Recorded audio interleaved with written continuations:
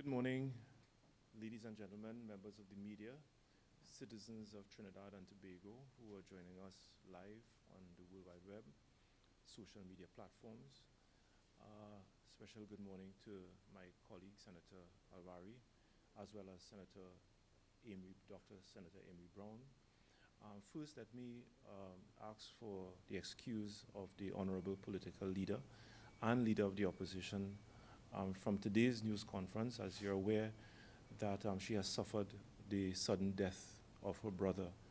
And yesterday is the funeral, and so she's still with her family trying to recover from this sudden death.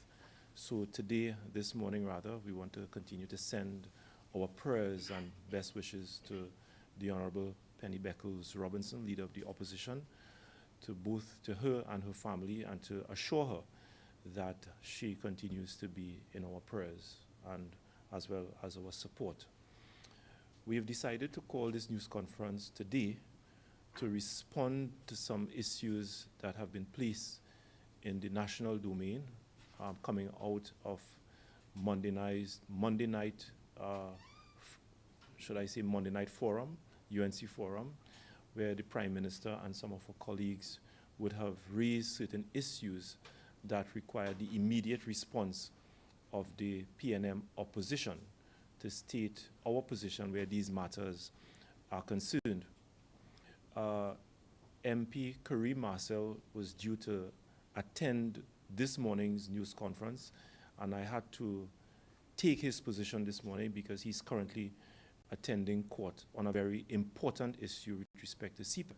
His responsibility this morning was to give an update to the national community on the legal action that the opposition has launched against CPEP in defense of over 11,000 workers who have lost their job as a result of the arbitrary termination, the wicked arbitrary termination of over 300 contractors employed with CPEP, and obviously resulting in over 11,000 people without a job. As you know, the opposition has provided legal support to the contractors as well as to the 11,000 employees who are now placed on the breadline as a result of this action by the government. And you would have seen in the national newspapers and some commentators from the government side that over the weekend the court dismissed the matter, and that would have placed a lot of people, allowed a lot of people to be quite concerned with respect to what really transpired. Mr. Kareem Marcelle and the opposition would have clarified on subsequent information that that has not been the case.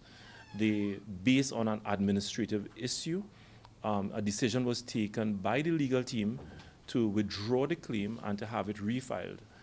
So by way of an update, I can advise you that a new claim was in fact filed. A pre-action protocol letter was issued to CPEP, and they were given 24 hours to rescind the termination letters that were issued to the over 300 contractors. They have not complied, and as a result of that, our legal team filed action against CPEP over the weekend. And quite fortunately, we were able to get a judge to hear the urgent matter this morning. So the latest information I have is that the matter is scheduled to be heard by a High Court judge at 11 a.m. this morning, where we are seeking injunctive relief against CPEP so that the government can be prevented from pursuing its actions against the 300 contractors and placing over 11,000 citizens on the breadline. So we expect to hear the outcome. We look forward to the outcome of the proceedings, but just to let you know that the matter was refiled. The matter will be heard this morning with respect to the injunctive relief, and at 11 o'clock, our attorneys will be arguing this matter. So we look forward to the outcome of the hearing later on today.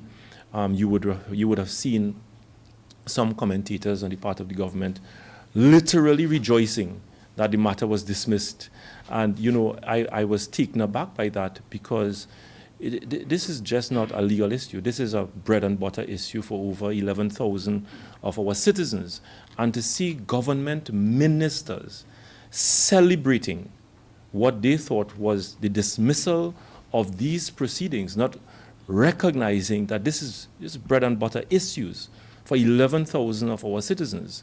And then I saw another government minister in the Ministry of Housing on a Facebook post saying that the PNM is defending ghost workers in CPEP.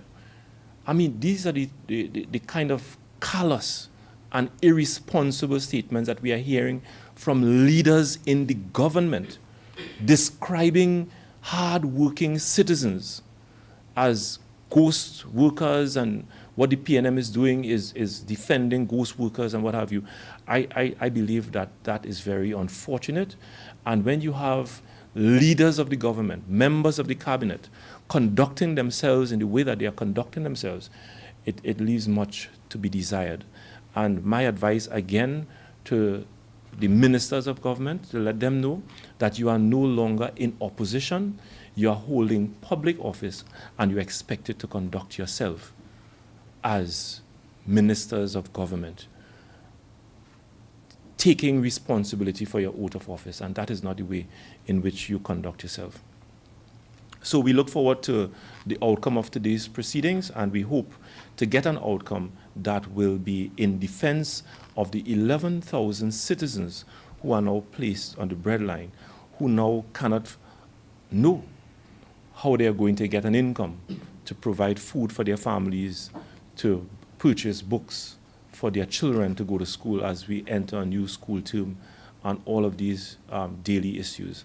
And of course, I don't want to talk about the unions who conveniently are quite silent on this very critical bread and butter issue.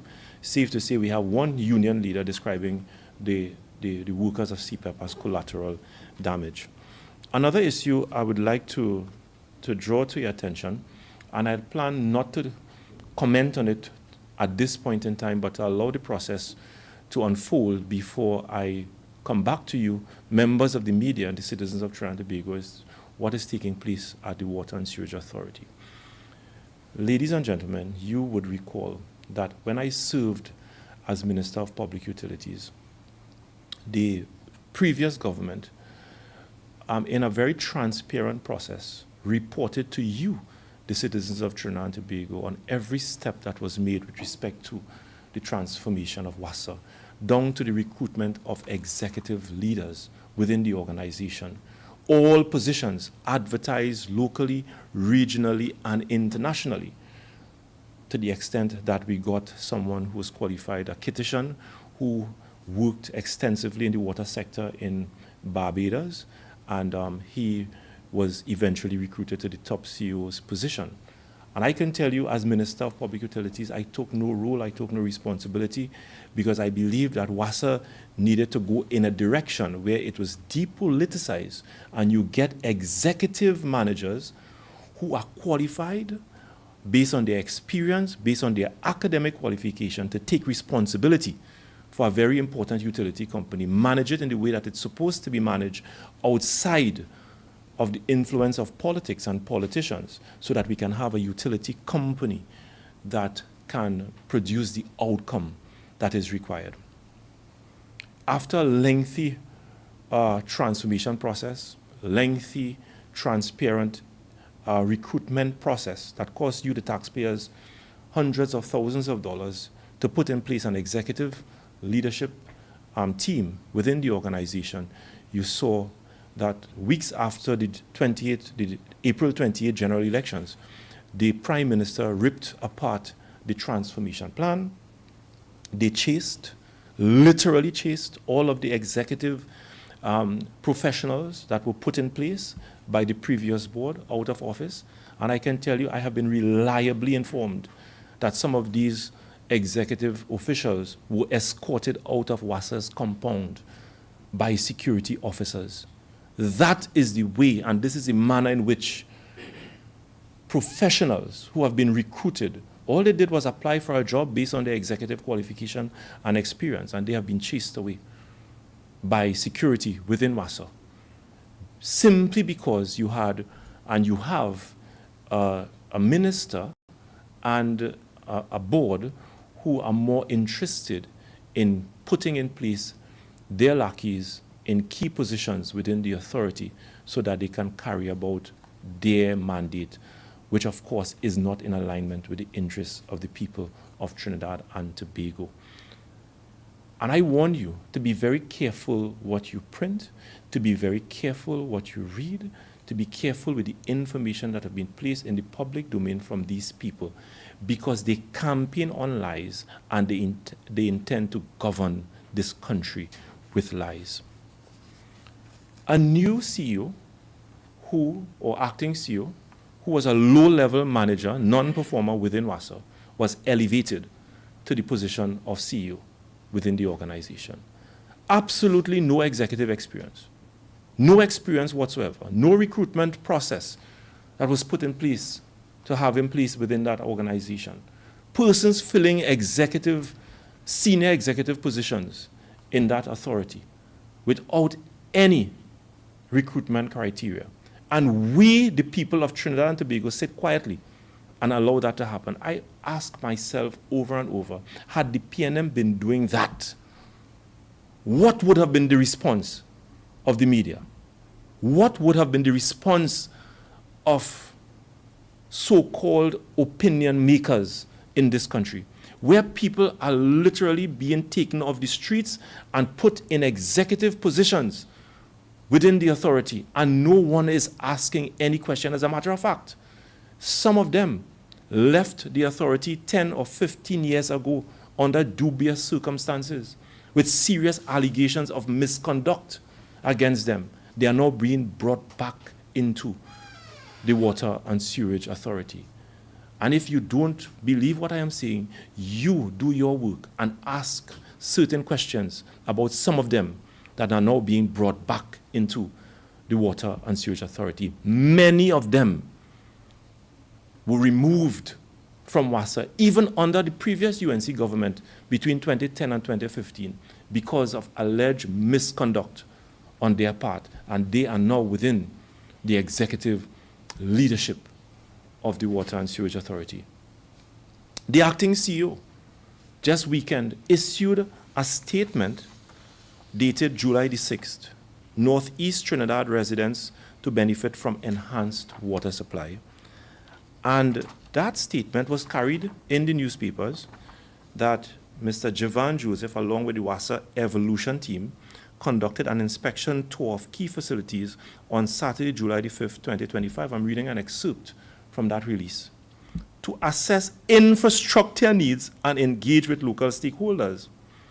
And then he talked about, at various stages of the tour, the team was joined by councillors within the Arima Borough Council who welcomed the planned improvements to bolster water supply in underserved communities. And then they list out a number of projects that they are going to undertake to improve the supply of water in East Trinidad. They talk about the Guanapo water treatment plant, the plan to increase water production from 3.5 million gallons of water per day to 5.5 million gallons of water, the North Oropouche water treatment plant, to increase water production and to replace aging infrastructure, Matura water treatment plant, Sangre Grande well number 4, to develop a well that will produce 500,000 gallons of water. Ladies and gentlemen, this was in February 2025. The same projects that the acting CEO of WASA is saying that they are going to undertake didn't have the decency to tell the people of Trinidad and Tobago that these projects are well on the way, already launched.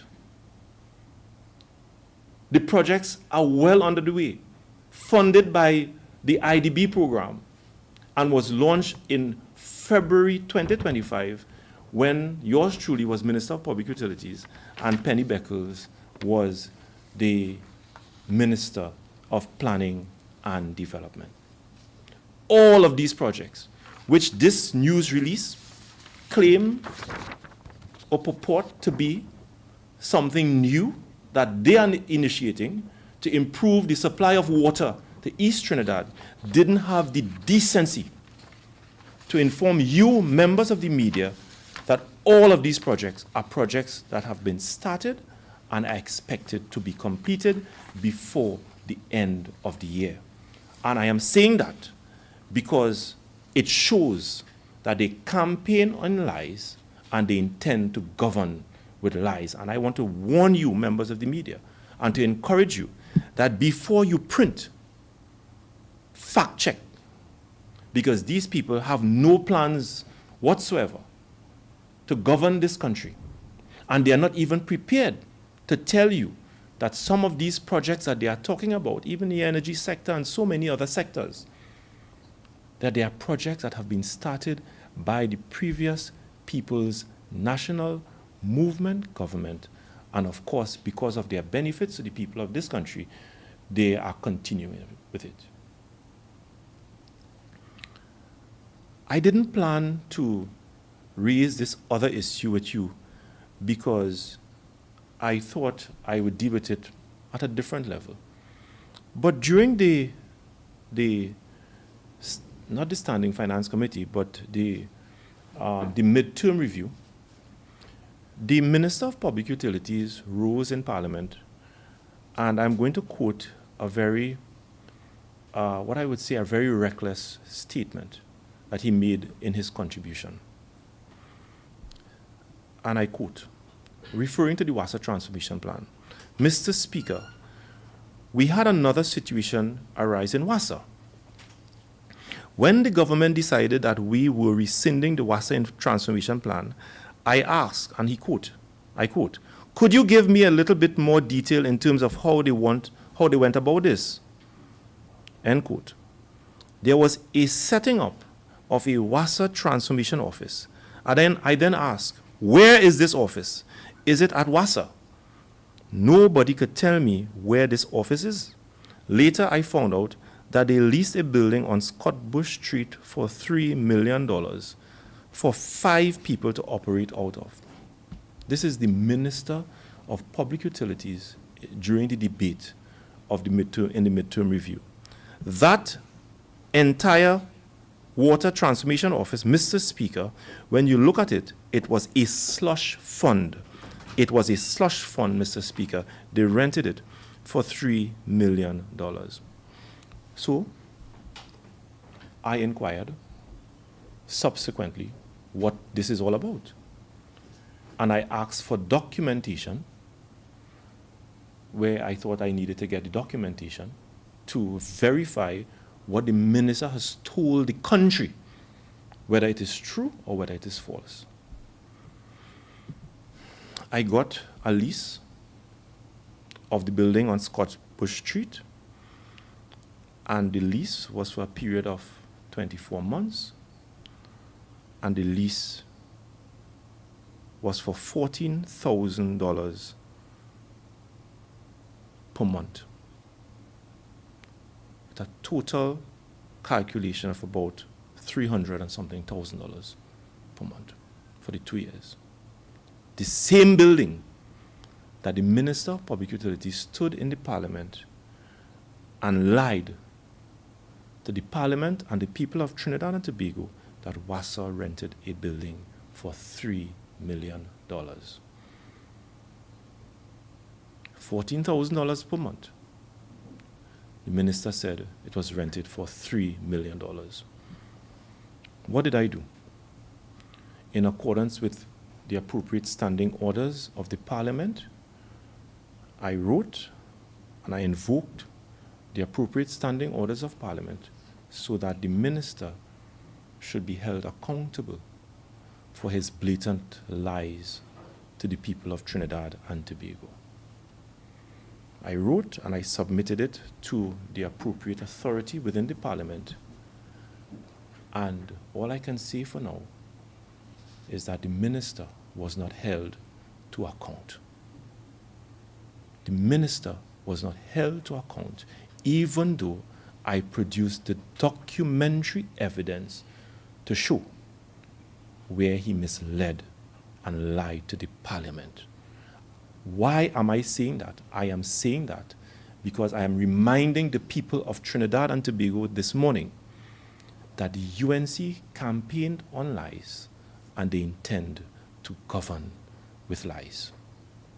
And finally, on the issue of a statement or a report I read this morning, I think in today's Guardian, where they put out another monstrous lie to the people of this country, where they claim that all of these executives that they are now putting in place is going to save this country $34 million.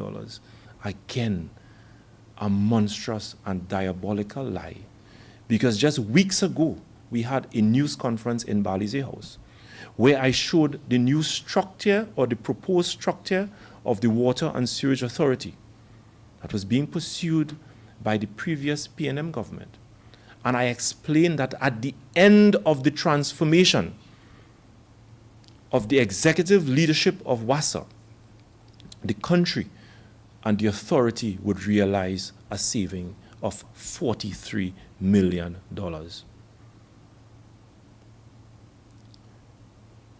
The current government is now reverting to an old structure that was never approved by cabinet, that was never approved by the CPO's office, with salaries that were never approved, with positions comprising over 426 managers, exactly what they are reverting to.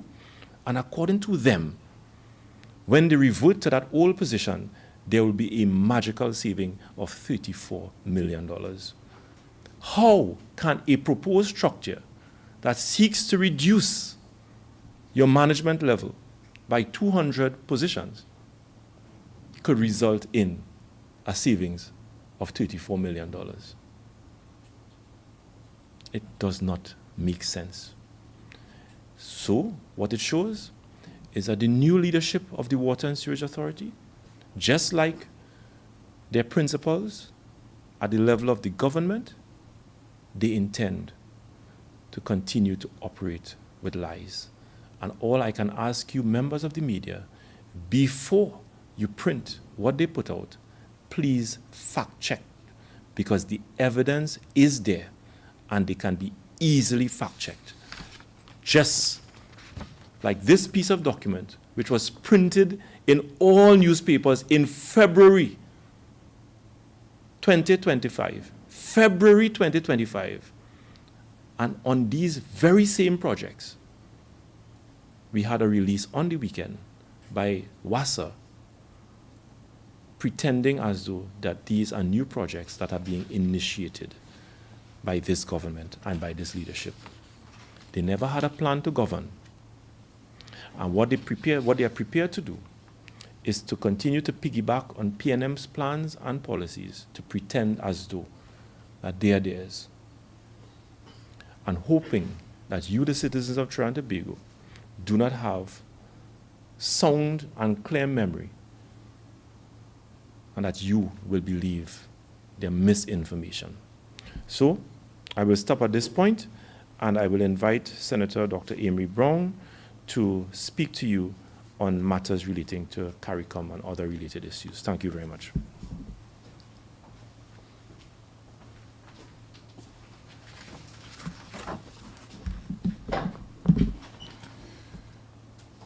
Thank you very much, MP Marvin Gonzalez, Chief Whip. I join with you, with other members of the People's National Movement, in expressing condolences to the Honorable Penelope Beckles-Robinson on the sudden demise and unfortunate demise of her younger brother earlier this week. Good morning, members of the media, ladies and gentlemen, colleagues who are gathered here today for this media conference. As the national community and the regional community are well aware, this week saw the convening in Jamaica of the 49th edition of the CARICOM Conference of Heads of Government in Montego Bay, hosted by the Right Honorable Andrew Holness, Prime Minister of Jamaica. We are also well aware and fully disappointed that the Prime Minister of the Republic of Trinidad and Tobago, Mrs. Kamla Persad-Bissessar, did not attend this heads of government meeting.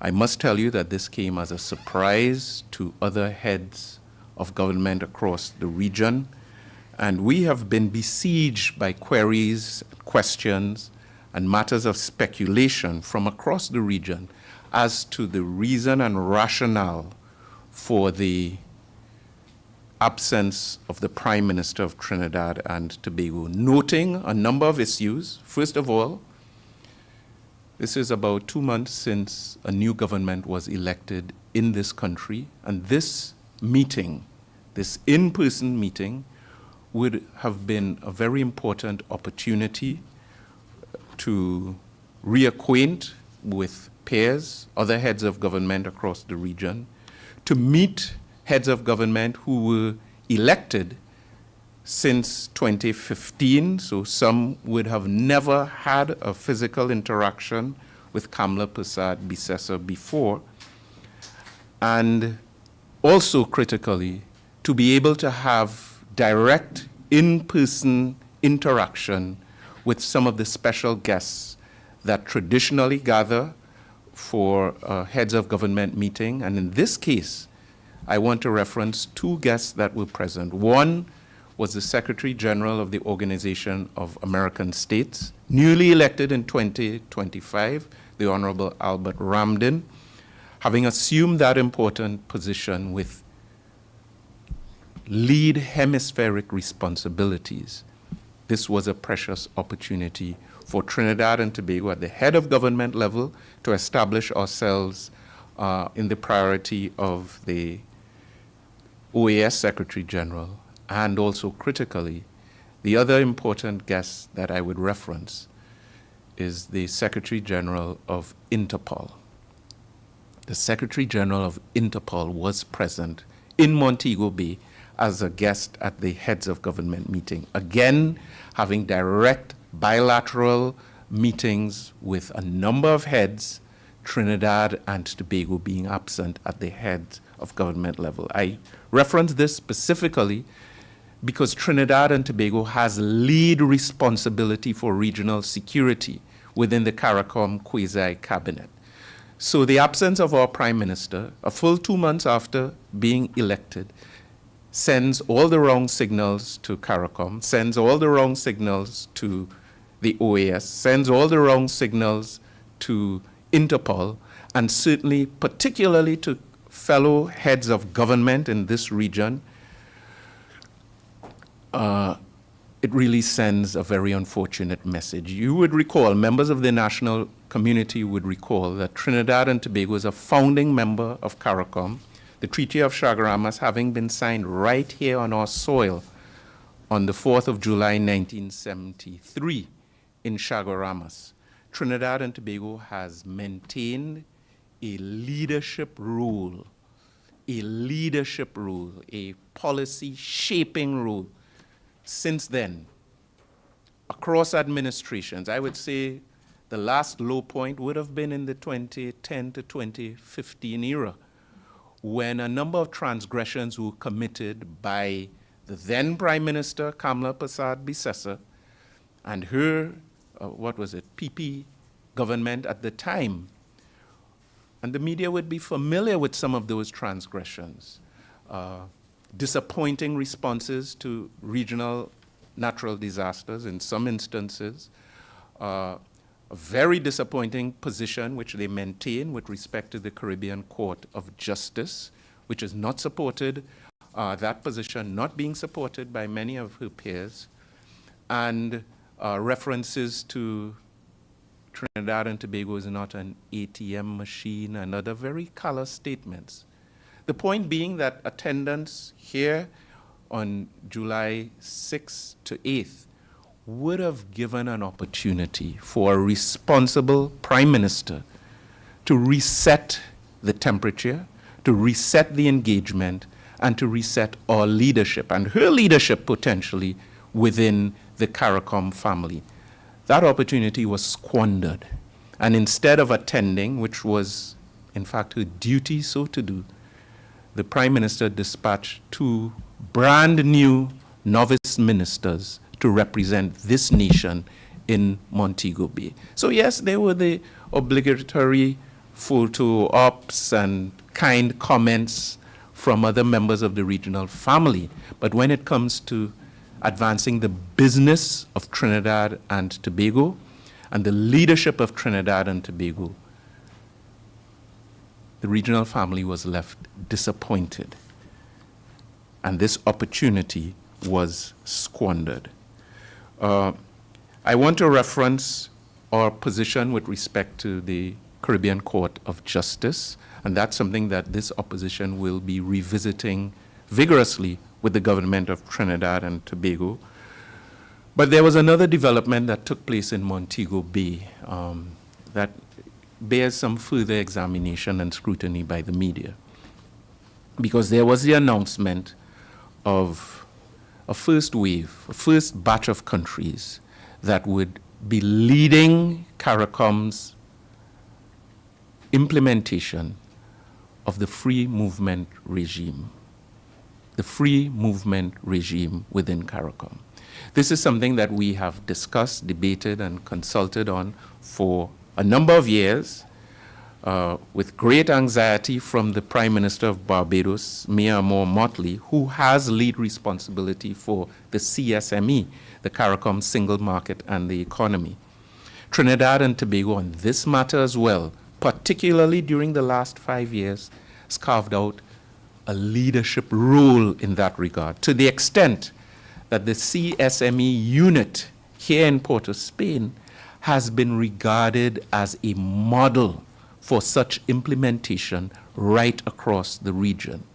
To the extent that at the beginning of March of this year, the CARICOM Secretariat came to Trinidad and Tobago to engage in consultations on both islands, Trinidad and with the THA and other stakeholders, and emerged with a very positive disposition on our readiness to implement and lead on the free movement regime. What are we left with today? The 4 countries that are moving forward are Barbados, Belize, St. Vincent and the Grenadines, and Dominica. And my question to the United National Congress and the Prime Minister of today is, where is Trinidad and Tobago on this very critical issue of regional integration? Why have we not taken a leadership role on this matter? Why are we being left behind? And what is the implementation agenda for this country? So those 4 will be moving forward on October 1st, 2025. Trinidad and Tobago clearly is not a part of that. The question is, when will we become a part of the free movement regime? What is the position of the government of today on this critical matter? You would know that this has been the subject of extensive consultation right across our society. And a number of key groups, the Trinidad and Tobago Manufacturers Association, the Trinidad and Tobago Chamber of Industry and Commerce, our energy chamber, our services industries sector, and many of the key blocs that employ real people across this country have endorsed and are very enthusiastic about Trinidad and Tobago's leadership and participation in the free movement regime.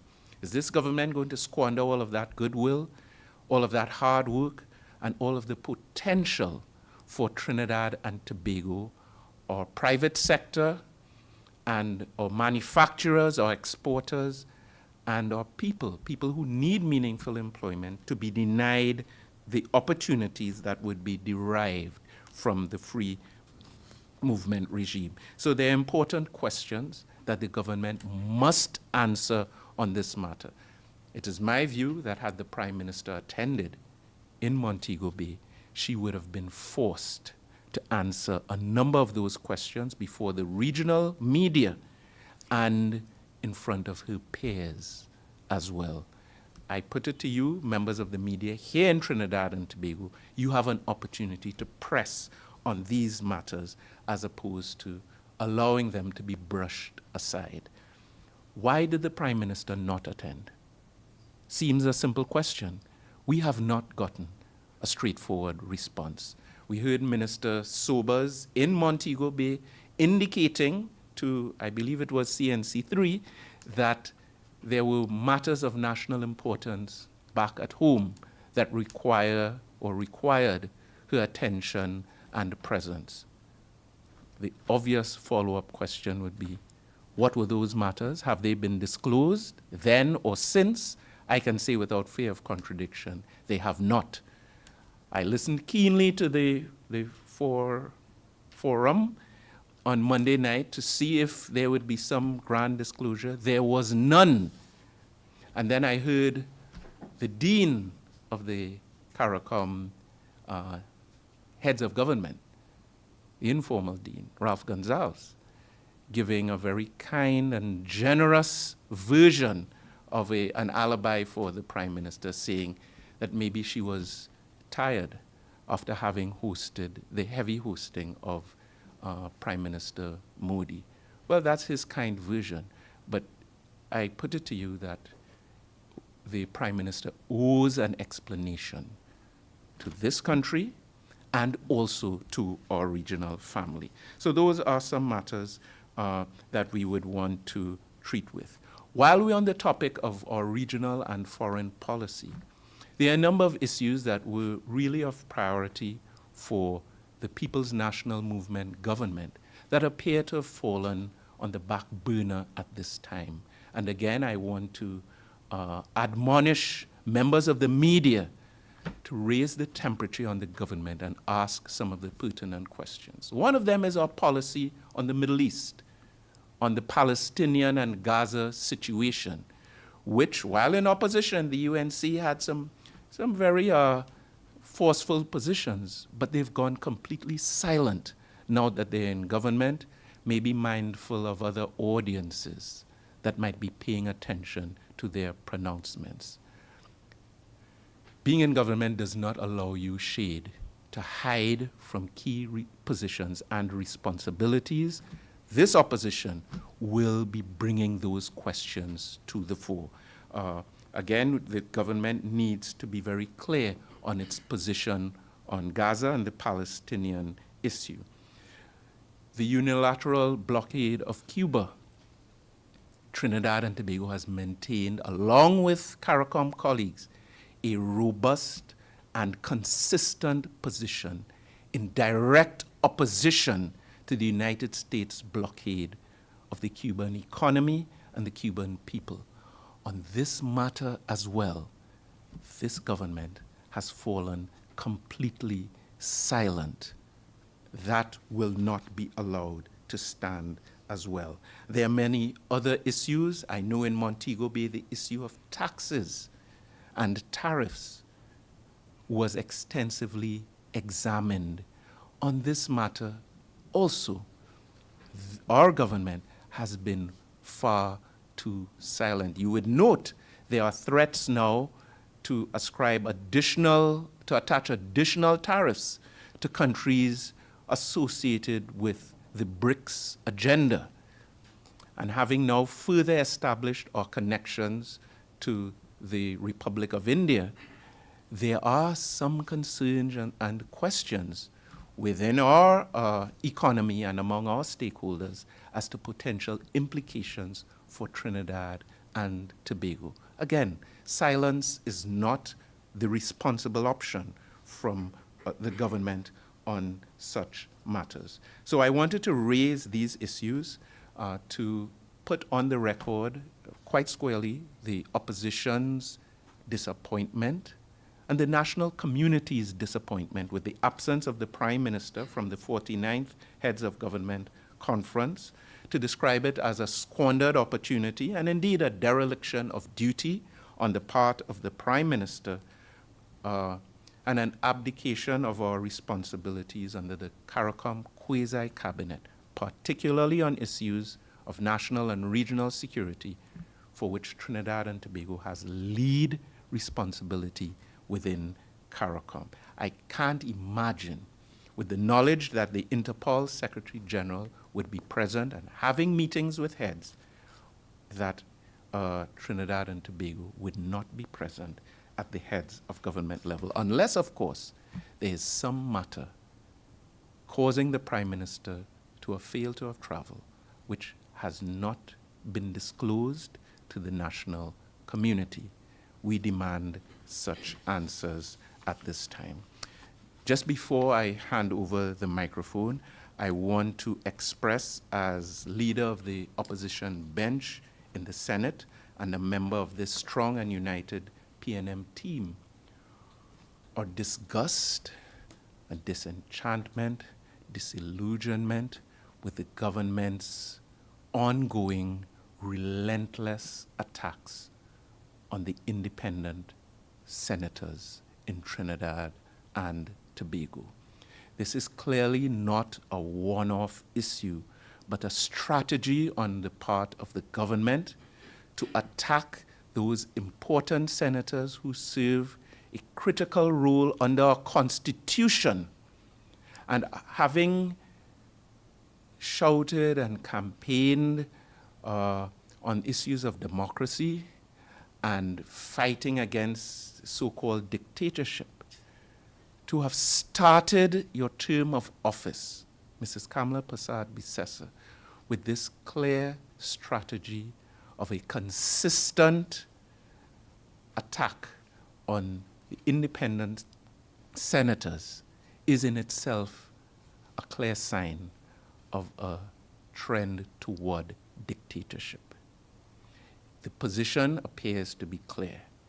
If the independent senators, and I'm using that term deliberately because the UNC has used that term for years, including during the course of June and July of this year in their releases and public utterances, so let's not make it a questionable term now. They've been using it. Or independent senators, it's clearly a strategy which conveys a message. If they support the government in any measure, in committee stage, or with respect to a bill or motion, they're independent and their word can be trusted. And if they question the government or vote against the government at any level, committee stage or in a bill or motion, that means that they are not independent. That cannot be an intelligent position. That cannot be a democratic position, and that cannot be a position that should be tolerated by any right-thinking citizen of Trinidad and Tobago.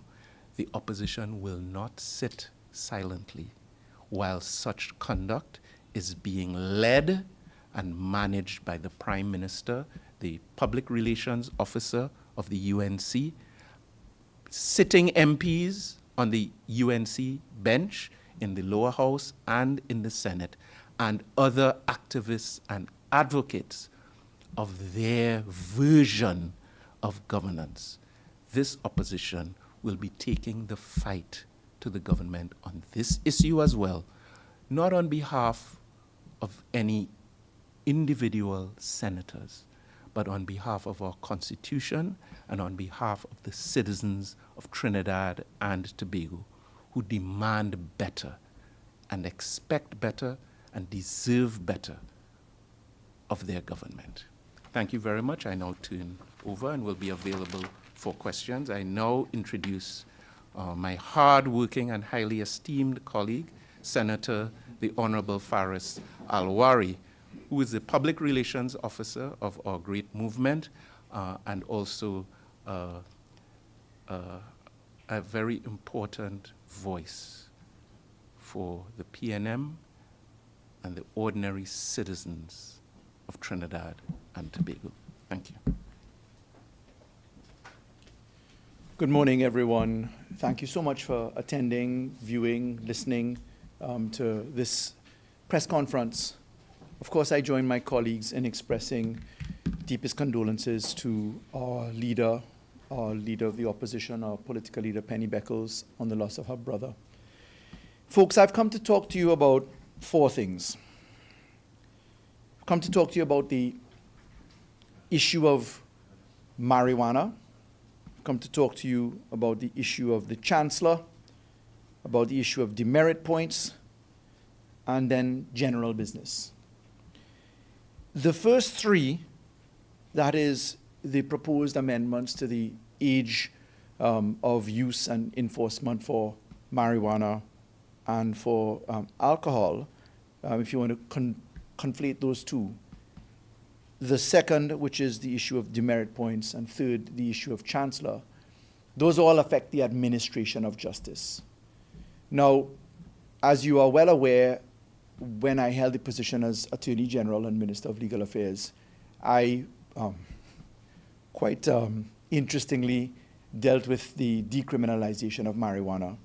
I also introduced the demerit point system, and I did significant amendments to the judiciary and its structure. And those three things were done not only for the social issues, which are very important and I'll touch upon, but largely because of the administration of justice. It was data-driven, if you recall.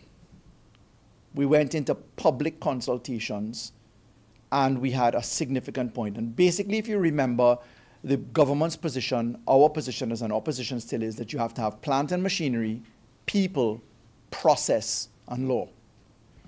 I want to remind you in relation to that we have said repeatedly that we support good law. What we call for today is disclosure of data and for active consideration, because I noted today the very warm endorsement of the Express newspaper to the government's announcements. It was particularly warm. I welcome that enthusiasm that they have.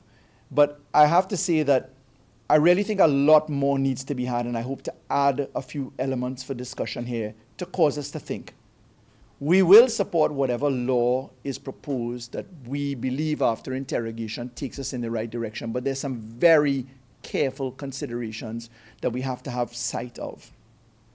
Let me remind you, ladies and gentlemen, access to justice was and still is a very large point. I came holding the position as Attorney General to say that we had 146,000 cases in the Magistrates Court every year, dealt with by 43 magistrates. Back then, the magistracy was not digitized. Somebody used to stand by the door and call your name out. God help you if you hear the name.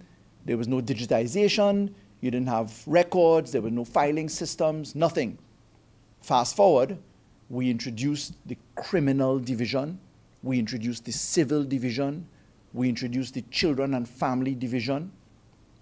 We took the number of judges from 36 to 64. We took the Court of Appeal from 12 to 15. And very importantly, we introduced the legislative anchor for an office called the Court Executive Administrator. And there were deputy court executive administrators put in the criminal division, the family and children division, etc. But when we looked at the caseload of 146,000 cases, 104,000 of those cases were motor vehicle and road traffic cases.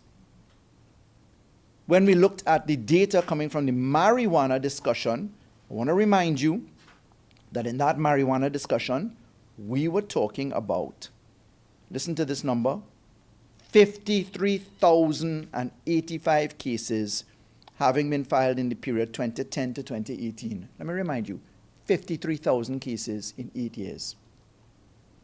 On average, 7,000 plus marijuana cases.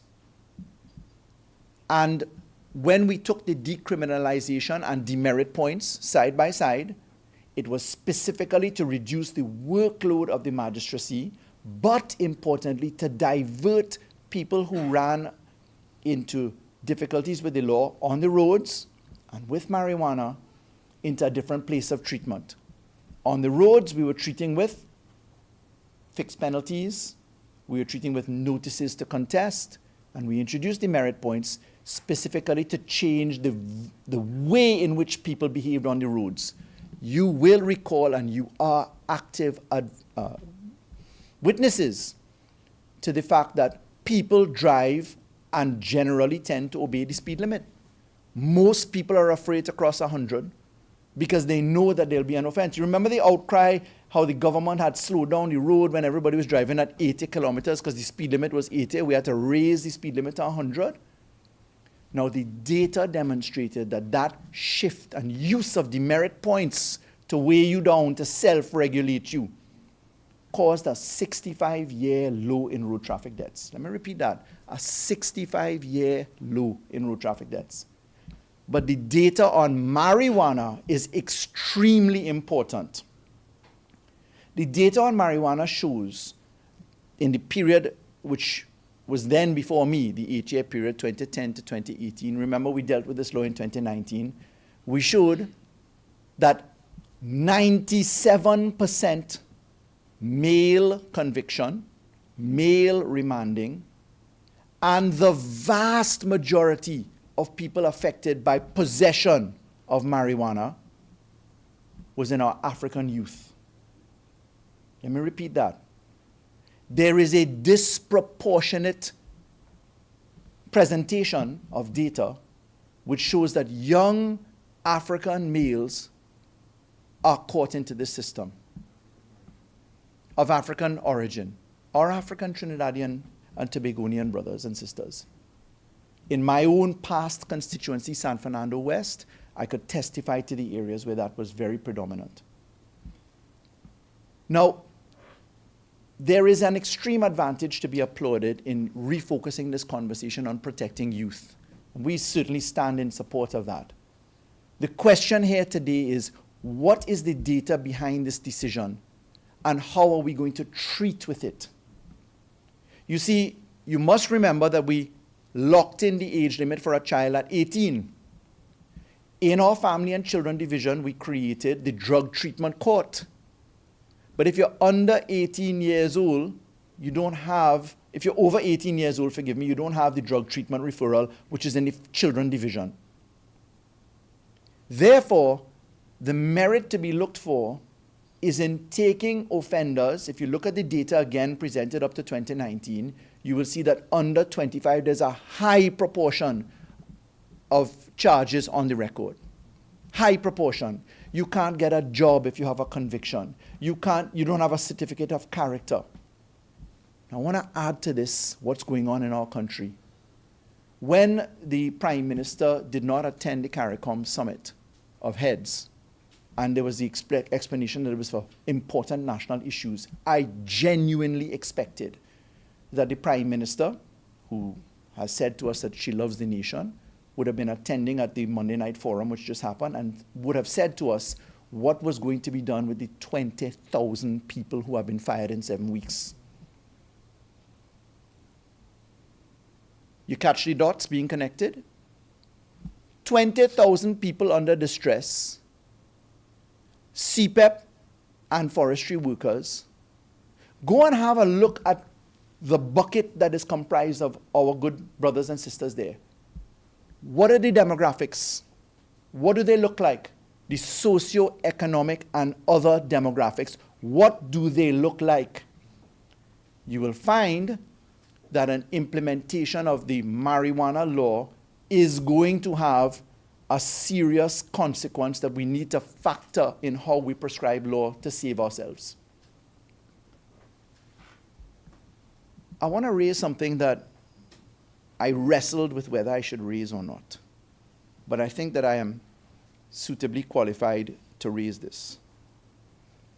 There seems to be no apparent regard by this government for equity and for balance. I'm going to read from the Business Express. This is the Daily Express. Business, listen to this. Former Udicot CEO appointed Heritage Chairman. The Express understands that the new board also includes, I'm going to read surnames alone, Hassan Ali, Dukaran, Suku, Hansraj, Ramraj, and Ramlal. Does that sound reflective of Trinidad and Tobago? I'm asking a serious question. I could ask that question because I come from similar background and orientation. I'm worried, folks, genuinely, about where we're headed to. If you get to the demerit points, how are we going to better supervise behavior on the roads in a less intrusive way? Are we going to go back to 104,000 cases in court? Are we going to increase the numbers of challenge proceedings in terms of, notices to contest? What does the removal of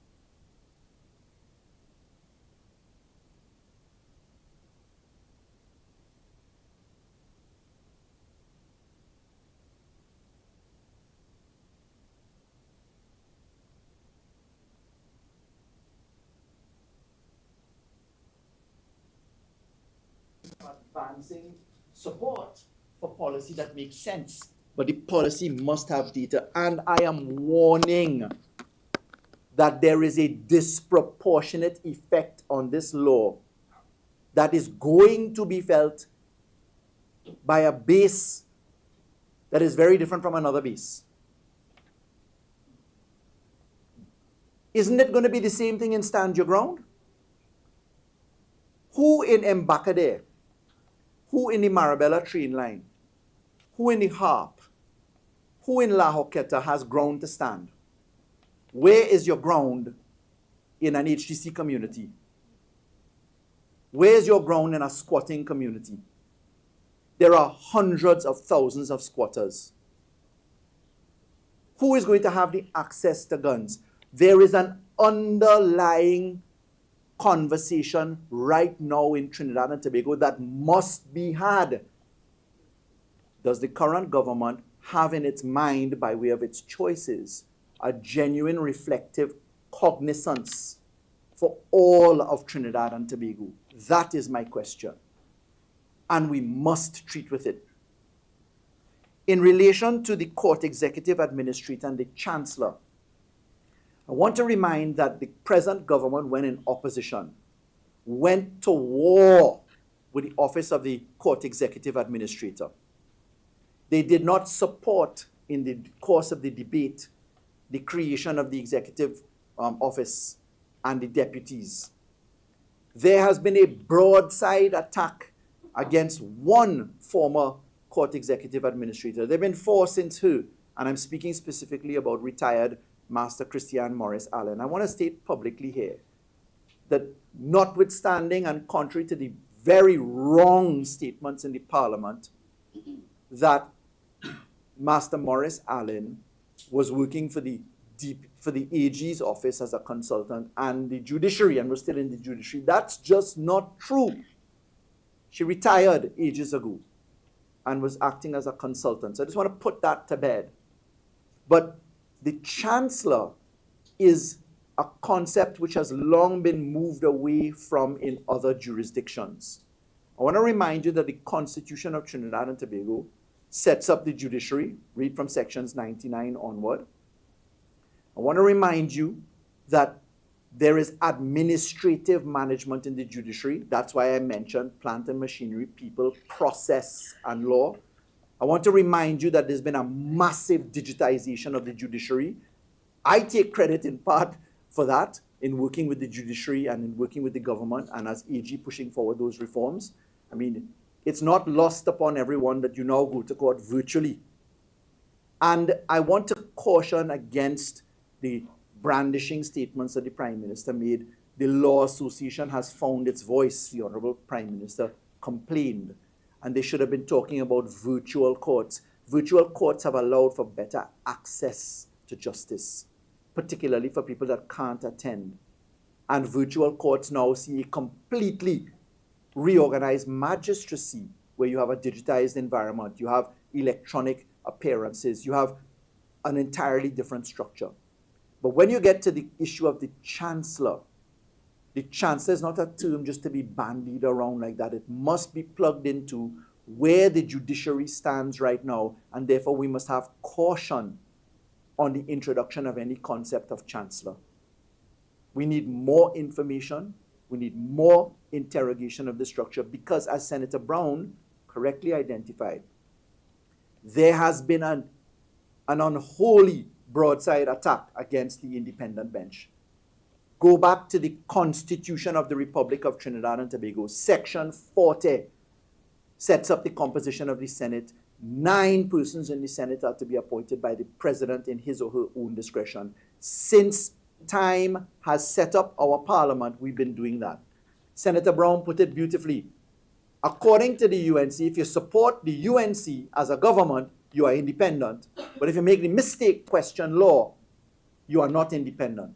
There has been an incredible attack against Senator Vera, somebody who I served with in the period 2010 to 2015. I presented as Attorney General before him in 2015 to 2022, and as Minister of Rural Development and Local Government. Senator Vera has had serious issues with laws, sometimes that I piloted myself. Never once did you hear me complain about Senator Vera's disposition or arguments in law. Instead, we listened to it.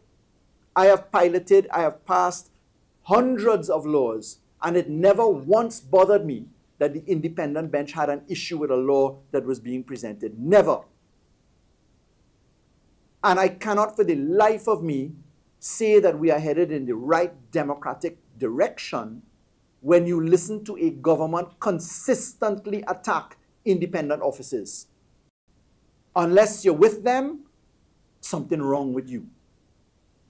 And on the issue of CPEP, when you look at it in the category of other issues right now, I expected the Prime Minister at the Monday Night Forum to be talking about financial support.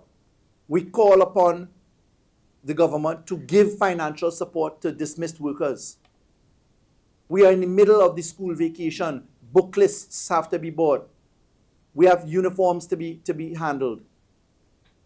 20,000 people nearly have lost their jobs. Not a word was spared for these workers by the government at the Monday Night Forum. Not a single word. I genuinely thought that those were the important national issues that Mrs. Prasad Bisesa wanted, in self-described mother of the nation, to talk to people directly about. I would have said, well, okay, CARICOM comes second because we've never historically had 20,000 people fired in 7 weeks.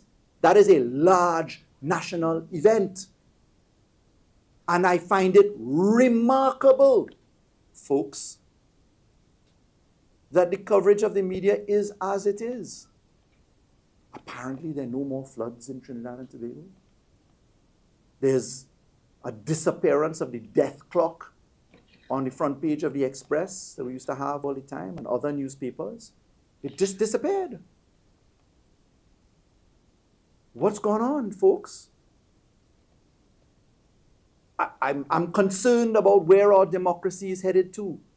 I don't stand here today to say that we oppose adjustments in age limits for drinking and for marijuana or in other aspects, but there must be more than a simple statement. And there must be financial support for CPEP workers and forestry workers. We understand that nearly 5,000 URP workers are next. Let me repeat that. We understand that nearly 5,000 URP workers are next. If you're going to be doing all of that, and you're going to be driving the statistical resurgence of crime and criminality, etc., where are we going? Where are CPEP workers going to be employed? In a marijuana field? In a bar? Are they going to be driven? Where is the psychological management of the trauma that our brothers and sisters are feeling, folks? And listen to me, I want to warn the UNC and people like David Naked and others. You could reflect upon my personal circumstances as much as you want. It will never change my advocacy as it has always been for people in this country. For people in this country. Ladies and gentlemen, I want you to ask, ladies and gentlemen of the media, what has happened to the Housing Village Improvement Program? Why have all houses stopped? Who was the HVIP program for? The poorest of the poor. $150,000 to $250,000 for a home for a squatter. Go to the Marabella train line, go to Moruga, go to any place in Trinidad and Tobago you've seen an HVIP home, and tell me it's not a laudable objective.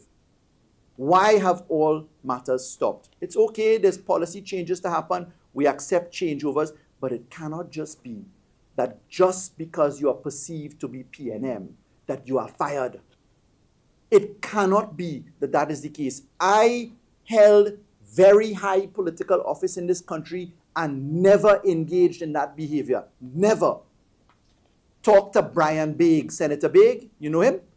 Ask him if he didn't work out his entire contract in the AG's office when I was there. Happily. He used to be there sitting down in the public gallery of the parliament when he was supposed to be at work, and I'd have to tell him, you know, Brian, you have a job, you know. You're supposed to turn up to work, you know, please go back to work. Loudest choir boy on the bench, Brian Baig. Not as loud as Panarat, but loud. And I'm being dead serious, folks. There has to be a statement of support for the CPEP workers. We're in the middle of litigation. There are multiple forms of litigation. I noticed they had a lot of derogatory things to say about Senior Counsel Larry Lala. He never won a case. Same man quoted in the newspapers as winning a landmark defamation case for Dr. Munilal. He was the lawyer that won that case in the Court of Appeal. But he's apparently the only silk that he's deserving of is Parata, according to Saddam Hussein. Folks in the media, I respect the fact that you've offered a honeymoon period. Let's get back to business now. Amery, I'm sure you'll agree that the Black Sean Douglas, yes, Kim, you too, Richard Lord, where's the death clock? Murders, interrogation. I mean, we don't have unseasoned people. The Minister of Homeland Security is a very seasoned person. Comes from the police, not so? Ran a whole show on television, not so? Directly involved, not so? How come? And it cannot just be that people live in fear right now of just being politically labeled. There is a rampant fear in this country. And this was the tyranny I was referring to since April 28th, on the night of the elections, when I warned that we were going to head exactly down this path. I was criticized for saying that this would happen. So in summary, we call for the data on the adjustments to the marijuana utilization by age, for alcohol as well. We ask what the legal consequence is going to be. Where are you diverting people who are in offense to the law? Are they going to go into drug treatment?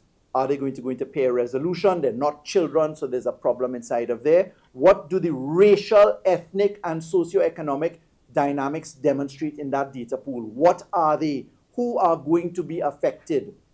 How are we going to enforce the law?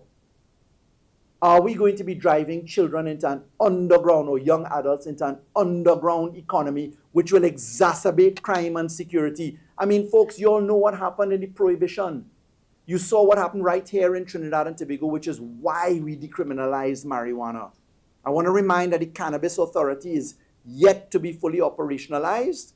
That has a significant effect upon the marijuana discussion. The Cannabis Authority, where you can have proper legal dispensaries, you can go into the economy of the structure. There is another leg.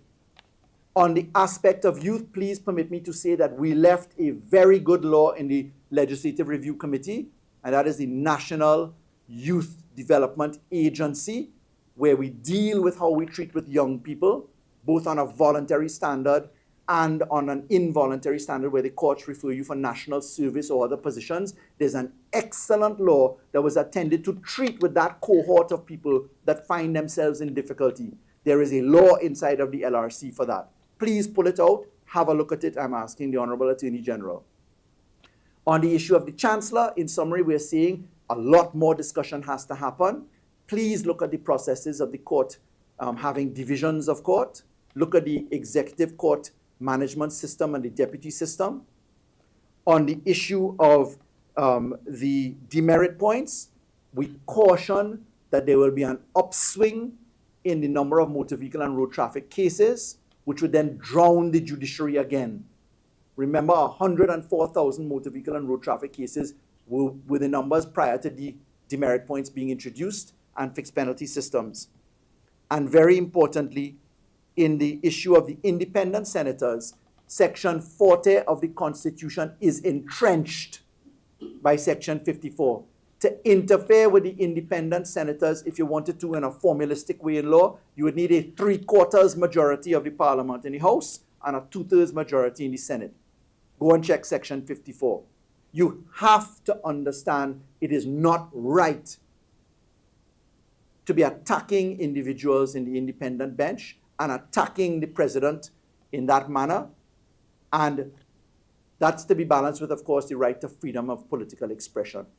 But there must be an engagement on a rules-based system.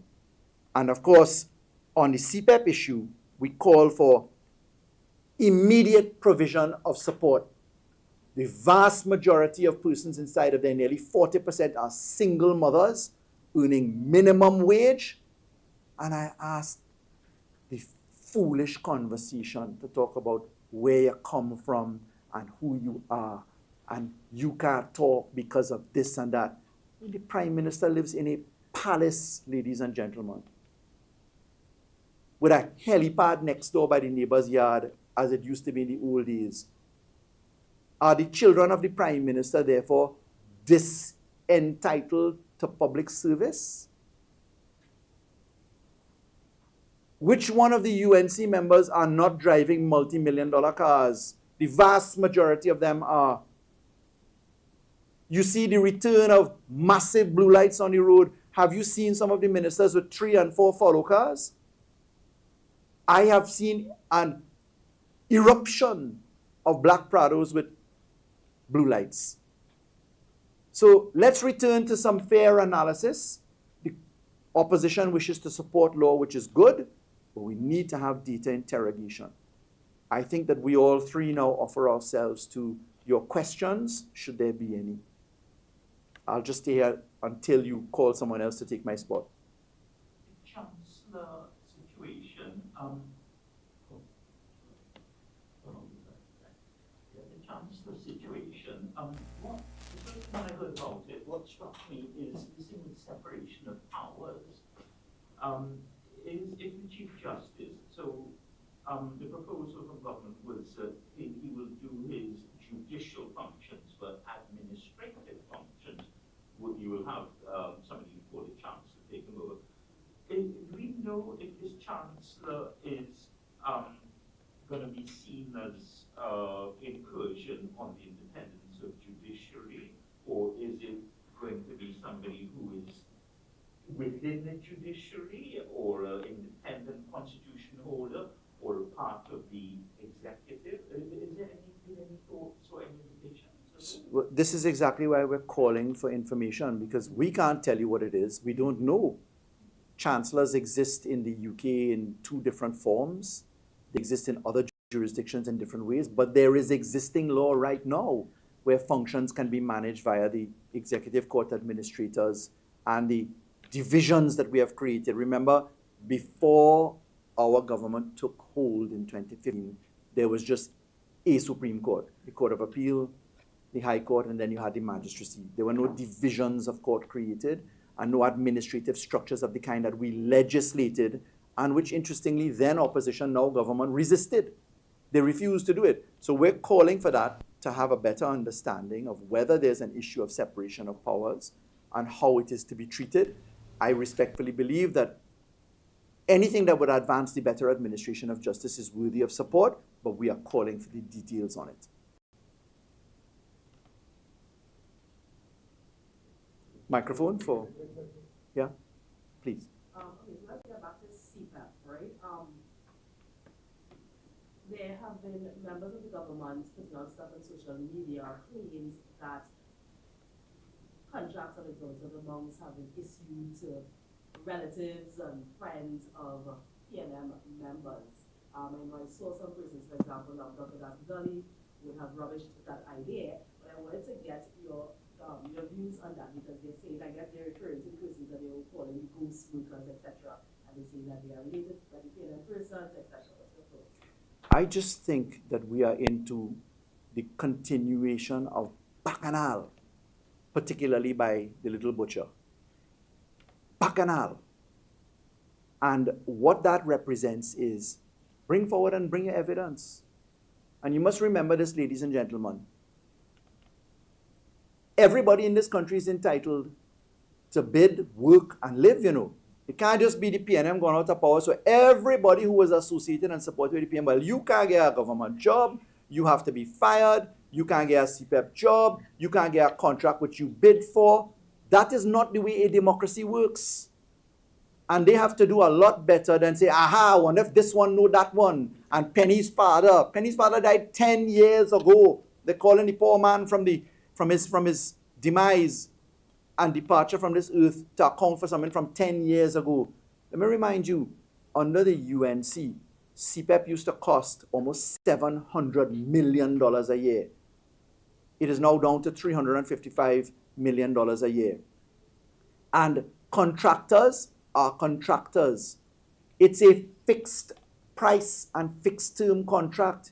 You can't just extrapolate the numbers. But are these people to believe? You listened to my colleague, the Chief Whip, a little while ago, say that Minister Padarat had said, slush fund for the boys and girls, $3 million for a building. It turned out to be $14,000 a month.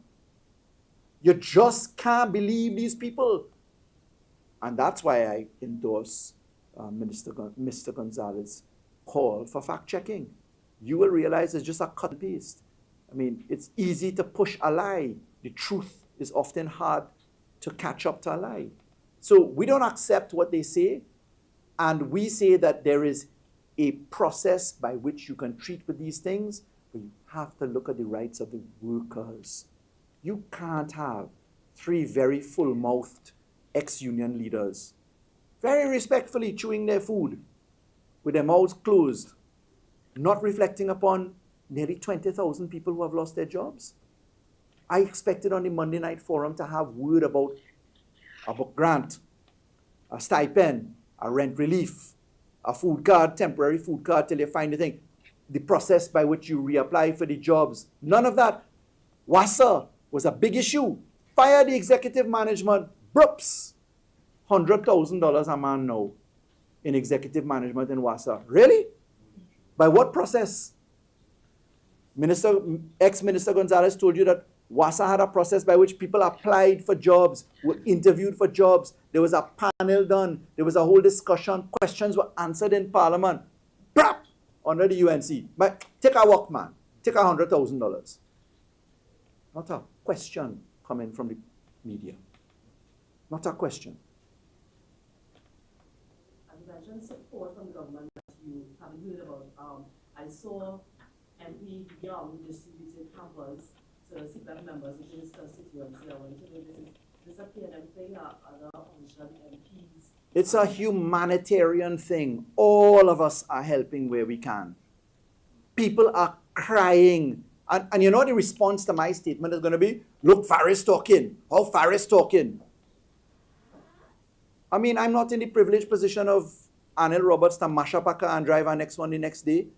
All of us have our obligations to meet. And it's not good enough that that is the case. Everybody is helping. But the pocket which is deepest and has the temporary resources, isn't it the government? How many people in the Ministry of People? How many people? Don't we have temporary food cards? Don't we have income support? Don't we care? The government of the Republic of Trinidad and Tobago has the greatest form of support. We showed you in COVID what that looked like. We did it with Petrotrin. With Petrotrin, you went home with severance and retrenchment. You went home with ex gratia. You went home with land. People went home with millions of dollars in settlement. You went home with an understanding as to how you could reapply for your job. We went home with a participation of the union at the table on the discussions. Where is that? Where is Mr. Batiste? Where is Mr. Collateral Damage Clyde? Where is Mr. Kesar? Where are they? Where is Mr. Roger? Really?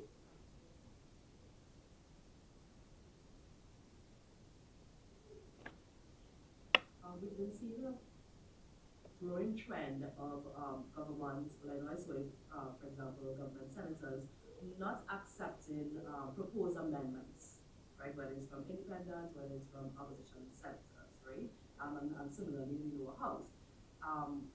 The opposition has said that it will support good policies, good bills. Is it that we want to know what's your view overall on this new age limit for the alcohol and thing? Let's say that they continue the trend and the amendments, more information that you're asking for, is not granted, it's not received well by the opposition, by the government, sorry. Is it that the opposition will still support this bill? The devil is in the details. What is the consequence of the law? How are you enforcing the law? What's the consequence to the person who gives it to you? What's the consequence of the person who is using it? How do you regulate an 18-year-old who is no longer a child up to 25 or up to 21? Where are you driving that business? Where is the business going to go to? Speakeasies?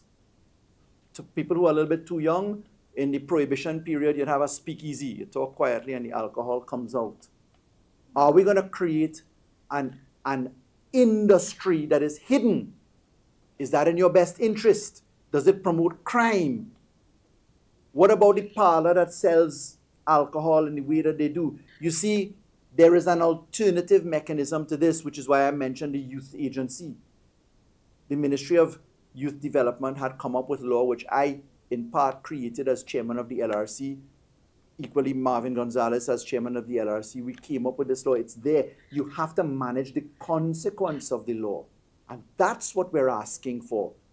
And more than that, the age limit applied with there being an offense now. It must be a serious offense. The consequence there, who does it target? In the realities of Trinidad and Tobago, I showed you the data, I reminded you the data for marijuana. 97% of the target audience is going to be young Afro-Trinidadian males. What's that going to happen? You're going to lock them up? Lock us up? Okay, there's a lot. It's why, for instance, in developing the demerit points, when I developed the demerit points with Marvin Gonzalez, who was head of legal then in the Ministry of Works and Transport, when we developed it, we said that we can change society by putting a soft self-regulatory approach. You regulate how fast you drive and whether you obey traffic laws, and you know that the consequences, you'll get demerit points.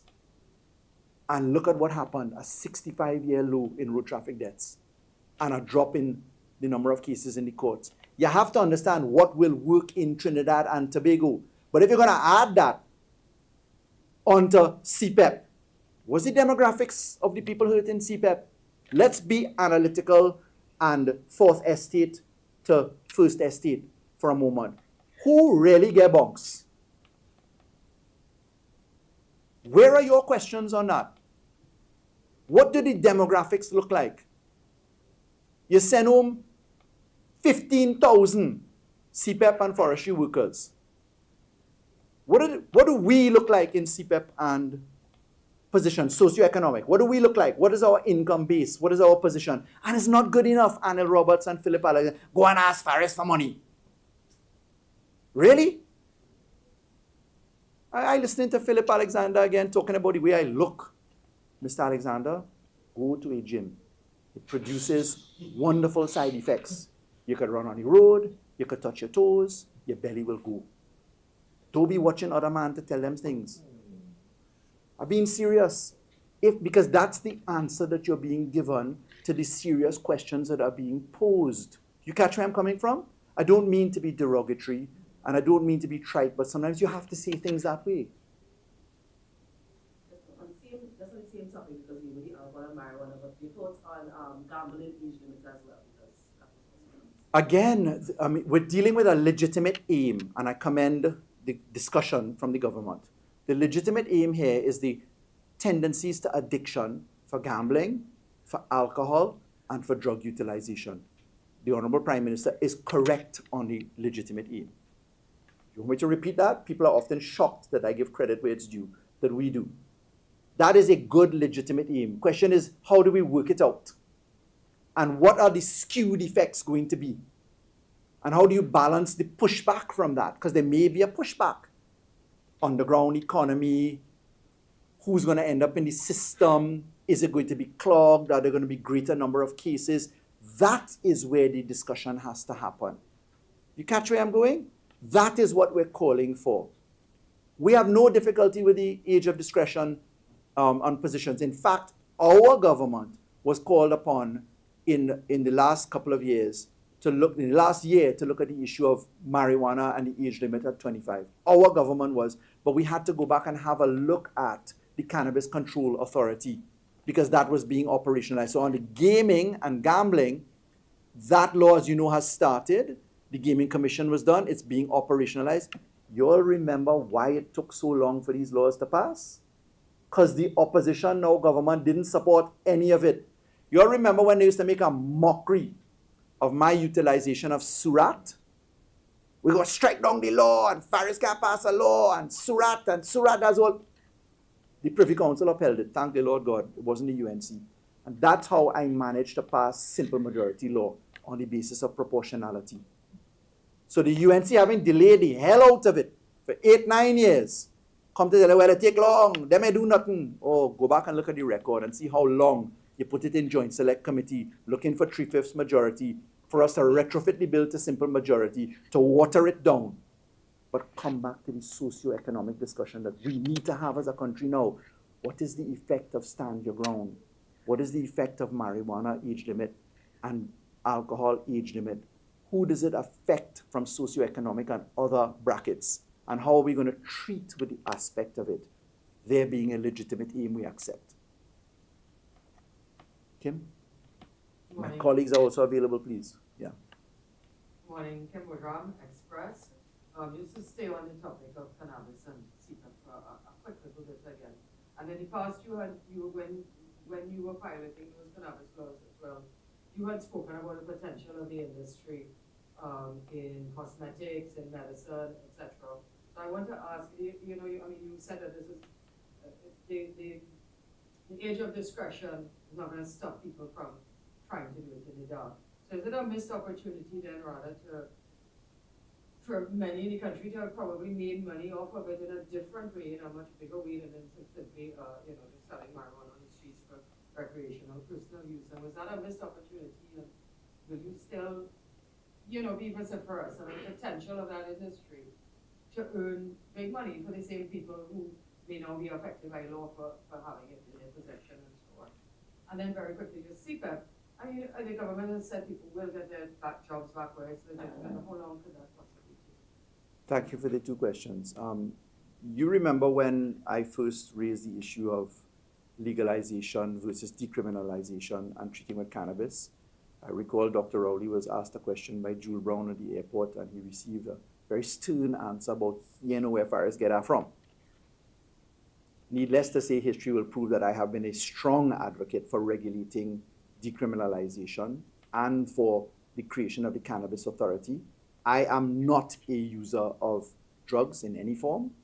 I don't support its utilization, but I recognize that too many people were in conflict with the law and that there was an economic opportunity, which is why I advanced and the cabinet accepted and the government took the position to advance the laws. We were looking at the INC, the International Narcotics Regulations, to manage how the Cannabis Authority would have settled on its feet. That took a little while. It's now ripe. I call upon the government to operationalize the Cannabis Authority, the Control Authority. It will have a diversion. In fact, in many of the consultations, I reminded people that champagne is sparkling wine grown in Champagne in France, the region called Champagne. So there are geographic indications that have value. And I still think that the cannabis industry is one that has, if it's properly regulated and supervised, it has a great potential, and I call upon the government to complete the work that we started. In relation to CPEP, the government says if you're properly qualified, but you have people like Barry, the little butcher, Padarat, saying that your qualifications can't involve any association with the PNM. Why else is he calling out names? I couldn't tell you who CPEP contractors are or not are, you know. The CPEP company hired those persons, and a lot of them were holdovers from a time long before that. In my 10 years in government, I couldn't tell you that a single conversation arose to say, that's a UNC contractor, bossy truth. Never happened. It never happened. Now, you're just being fed this little one-liner diet with glee by Padarat.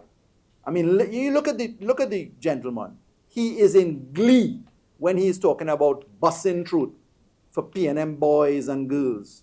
Am I making it up? Or you don't see a little expression of glee in the young man's face? I mean, I think he's a competent human being. If properly directed, can bring good results. I urge him to be that version of himself. That's all I see. Anything for Dr. Browne? Yes, please. Thank you all so much. Anyone who's going to What's this? you spoke about the executives of WASA, being exported out, and you spoke about the new acting CEO not having the experience, the managerial experience, etc. I see here that he was once the manager of technical services of the wastewater system. That's a low-level position in the authority.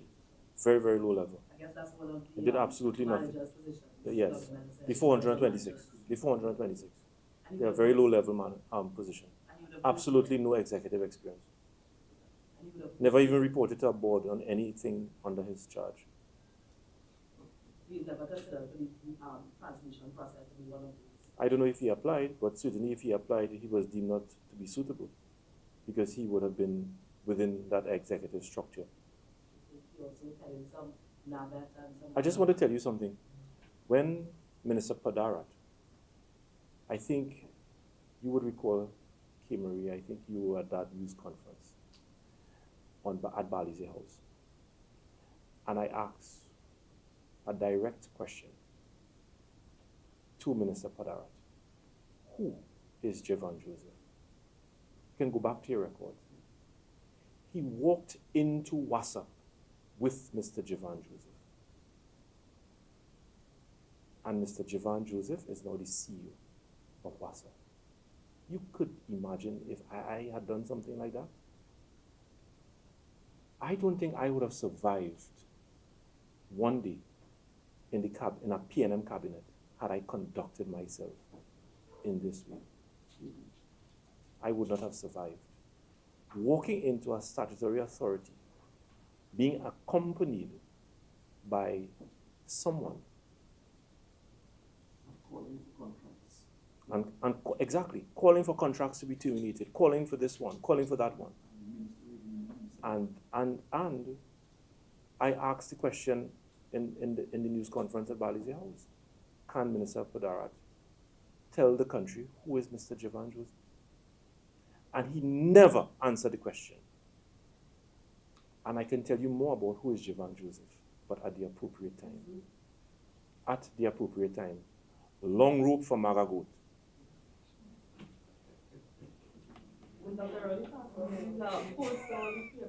Stand by.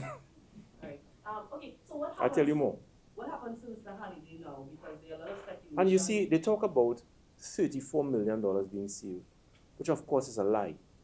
Because how can a management structure in a transformation process be reduced from 426 managers to 225 managers? And we would have shown that at the end of that restructuring of the management of WASA, there's going to be a saving of $43 million. And today, in The Guardian, they put forward some figure, not comparing apples with apples and oranges with oranges, to again continue their lies and their fabrication and their misinformation. Because they know fully well what they are doing. To say that, oh, there are going to be a savings, going to be savings of $30-something million or something. Nothing is further from the truth. But I want to also put something here on the table. The millions of dollars that they are going to pay to all of these executives whose contracts they have illegally terminated, they should also take that into consideration. They should also take that into consideration because most of these executives, in my understanding, they had 3-year contracts with the ability to extend to a further 2 years, taking it to approximately 5 years. And their contracts have been terminated within 6 months. Within 6 months. And you know what is their justification for terminating these contracts? Well, the transformation plan was scrapped, and therefore all of these positions are no longer valid. Check. But the transformation plan had a position for CEO.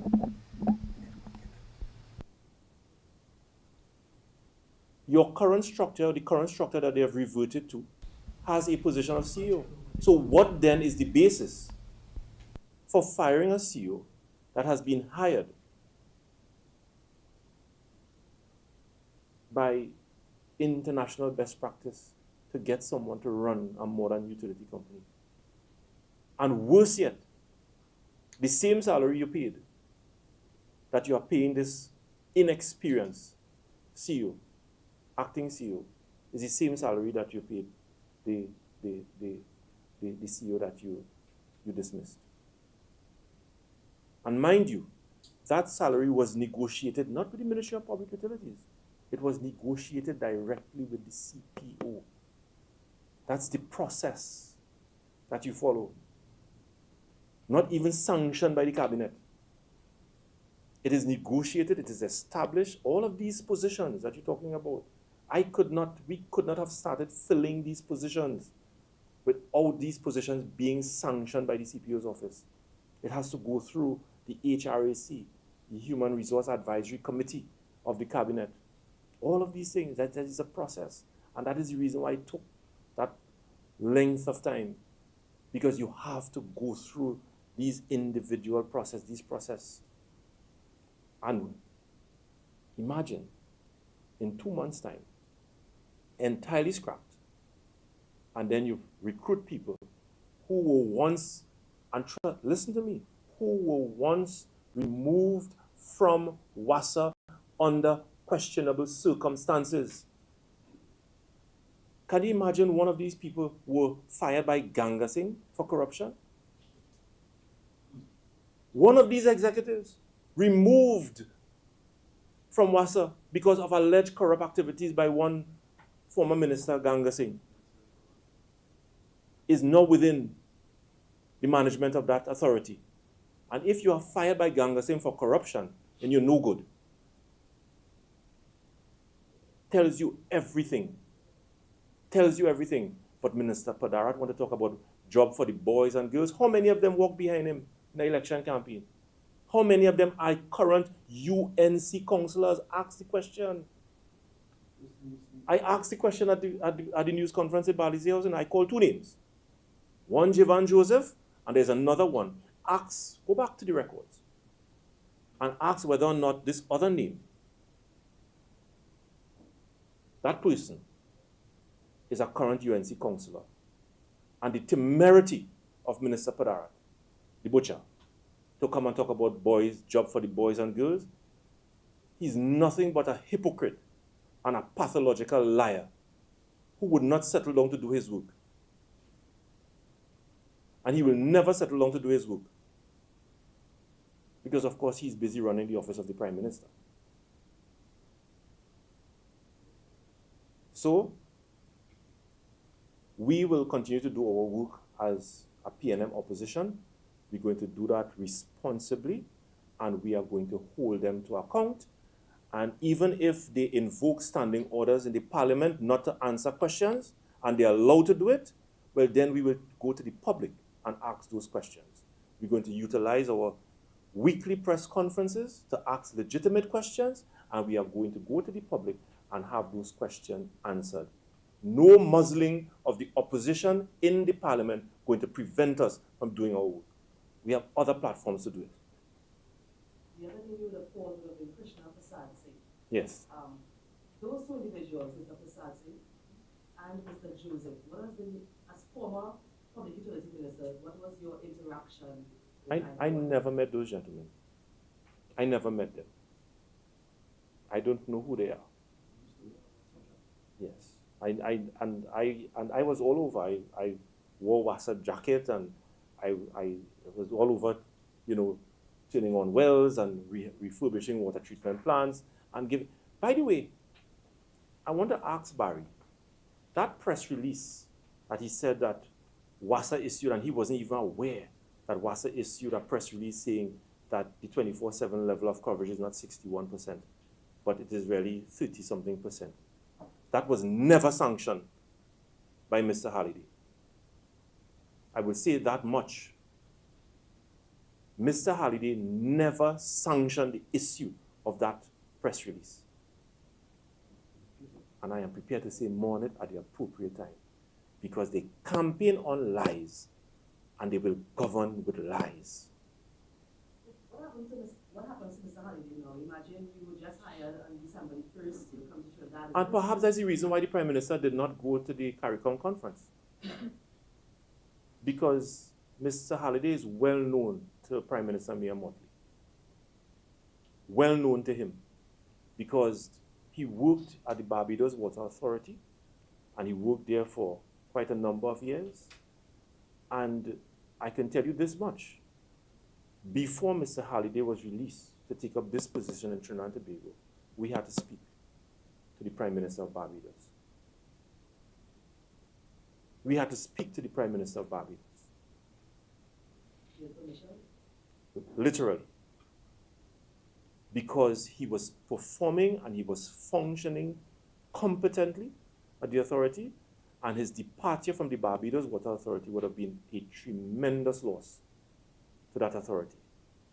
And in order to get him to come to Trinidad, certain high-level discussion had to take place between the government of Trinidad and Tobago and the government of Barbados.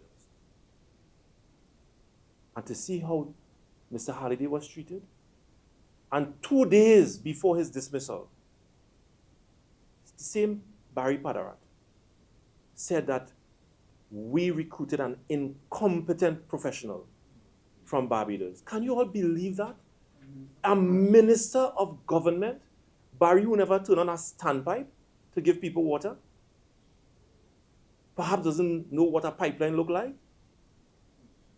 recruited a CARICOM water professional, after a very transparent and a long process to get him to come to Trinidad, a Barbadian citizen, or a Kittian citizen, worked in the water sector in Barbados, established himself. As a matter of fact, when he was appointed, a lot of water professionals around the world asked me as Minister of Public Utilities, what did we do in Trinidad to attract someone like Mr. Halliday? Because he was being courted by many water authorities around the world. Many water authorities, because of his professionalism, well known in the water sector, not in the region, but around the world. And Minister Padarat, standing in the Parliament of Trinidad and Tobago, placed on Hansard that Mr. Halliday is an incompetent water professional. That is the scandalous nature of some of these ministers in this current government. And we must not have it. We have to defend people who come forward to offer themselves and to offer their professionalism to benefit our citizens, and not allow people like Barry Padarat to stand in Parliament under the cover of parliamentary privilege and desecrate people's name in the way that he accustomed doing. I'm sure the dismissal must have been embarrassing to you, seeing that it was while you were former. Did you reach out to him? How is he doing? What's the conversation like? All I had to say to Mr. Halliday was I begged forgiveness, and I told him, and I'm being very honest with you, and as I've always been, I told him that in a simple WhatsApp message. I didn't speak to him on the phone. I sent him a WhatsApp message, and I told him that the behavior of this government and the behavior of this minister is not Trinidad and Tobago. And that is not our value system as a country. Did he respond? And he said, yes, he understands that very well, and that he's in contact with his family. Does he plan to take legal action against Russell? I did not ask him that. I did not ask him that. But I thought I needed to reach out to him and apologize to him for the behavior of a sitting government and a sitting minister.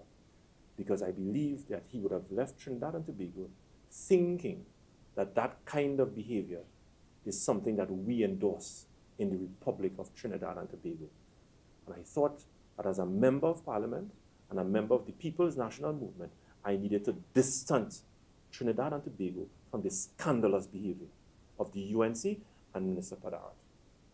And I'll tell you this much. When I came into the Ministry of Public Utilities, we had certain regional conferences. And to get these conferences in Trinidad and Tobago, I had to coax and I had to assure professionals in the water sector in this country that this era of management in WASA and in Ministry of Public Utilities is different from the past. Because professionals did not want to come to Trinidad and Tobago. International businesses had no interest in doing business with WASA. Far less to come to Port of Spain to participate in conferences.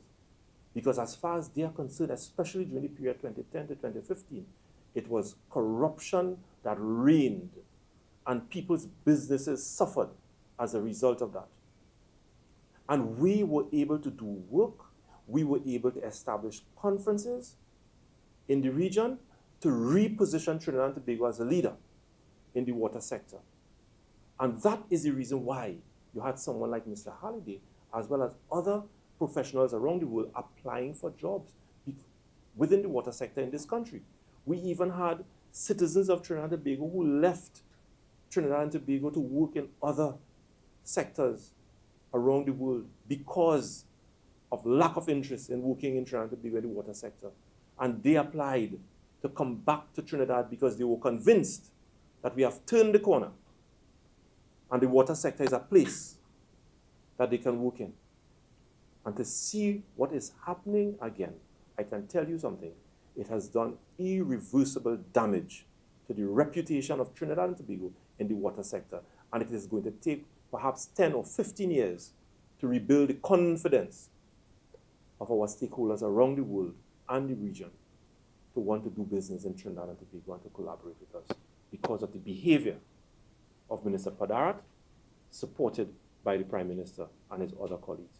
It has done irreversible damage to what we have tried to recover from over the last 5 years. So I don't plan to say anything more than that. But again, to use this platform to apologize to the people of the region, to apologize to all professionals who would have sacrificed so much to apply for a job in the water sector, to give off their best, to apologize to all of them for the scandalous behavior of this current government. I apologize to them for that. And I want to ask them, do not lose hope, because we in the PNM, we are going to return to governance once more in the not too distant future, and we are going to put the water sector back on a trajectory of growth and stability. Do you think Ken Wester is next? Anyone who has been recruited under the PNM government,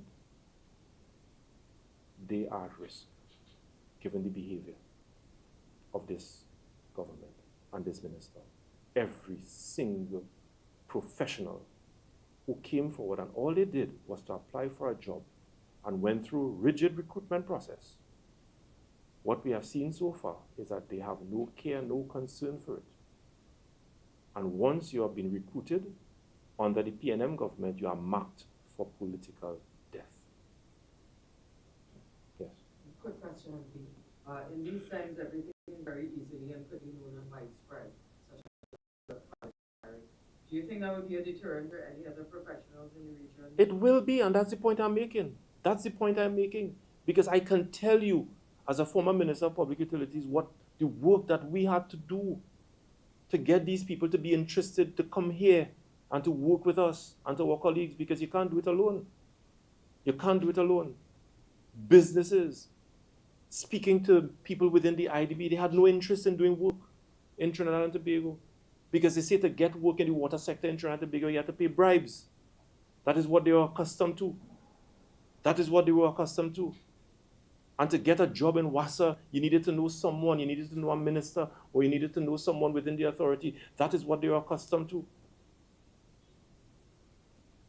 But we were able to incrementally rebuild the trust and the confidence within the sector, so much so that people from all over the world, professionals within Trinidad and Tobago as well, applying this, they want to be part of something that looks good.